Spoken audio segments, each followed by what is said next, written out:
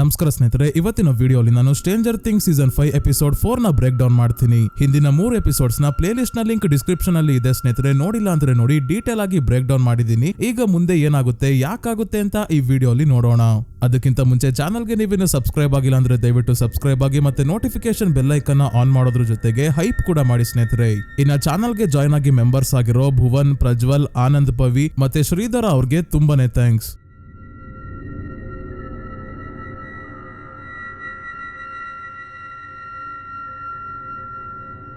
ಹಿಂದಿನ ಎಪಿಸೋಡ್ ಅಲ್ಲಿ ನಾವು ನೋಡಿದ್ವಿ, ಹೆನ್ರಿ ಹಾಲಿನ ಅವಳಿಗೆ ಗೊತ್ತಿಲ್ದಂಗೆ ಕಿಡ್ನಾಪ್ ಮಾಡ್ಕೊಂಡ್ ಬಂದು ತನ್ನ ಮನೆಯಲ್ಲಿ ಇಟ್ಕೊಂಡಿದ್ದಾನೆ. ನೆಕ್ಸ್ಟ್ ಡೆರಿಕ್ ನ ಕರ್ಕೊಂಡ್ ಬರೋಕೆ ರೆಡಿ ಆಗಿದ್ದಾನೆ.